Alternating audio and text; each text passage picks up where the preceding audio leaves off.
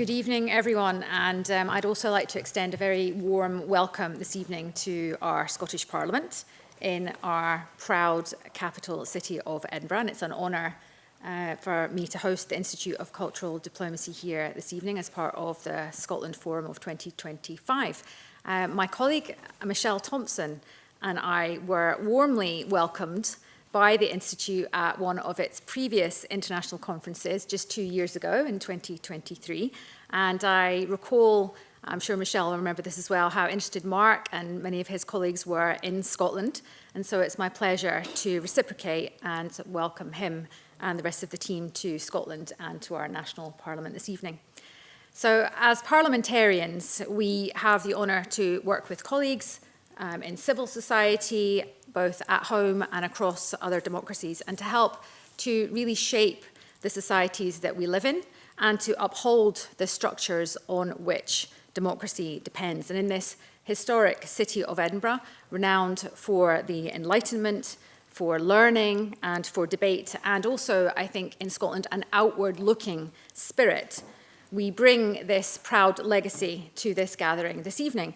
And I believe Scotland's legacy really is one of entitlement to things like education, to participation and equality of voice.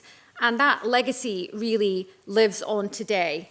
And I'll give one example in the proud movement of women who care, who think deeply, who think critically, and also, when required, hold power to account, including here in our own parliament. And women's contribution to leadership, to strengthen democracy, and also to inspire the next generation. And I think that really reminds us that equality must really be lived, not just promised. And I think that is the purpose of the Scotland Forum of 2025. Because, as we all know, women in the world, in different countries, still face barriers to their contributions and even to their fundamental human rights to participate, for instance, in education and even to speak freely. And this is an abhorrent breach of women's human rights.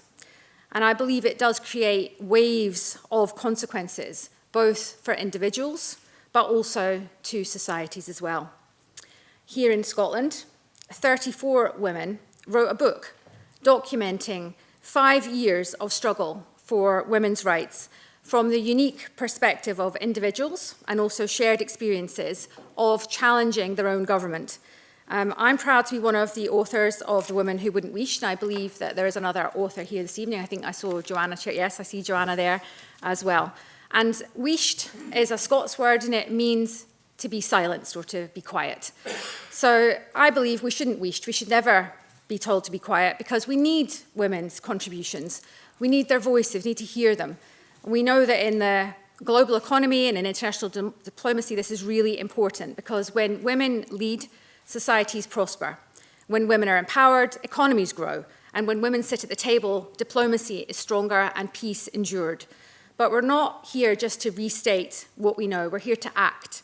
And so WG10 is about moving beyond advocacy to finding solutions, to building alliances, and to turning dialogue into lasting partnerships. So the networks that we can create here in Edinburgh, we can carry forward, hopefully back into the lives that we've left behind briefly.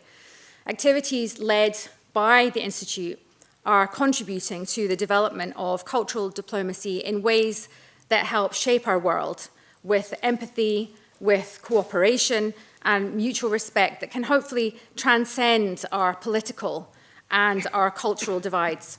So, on behalf of Scotland, thank you for your commitment, your expertise, and your vision. Welcome again to Edinburgh and to WG10. I wish you all the success for the future, and I look forward very much to our informed contributions this evening. And I'll now hand over to Mark Donfried. Thank you.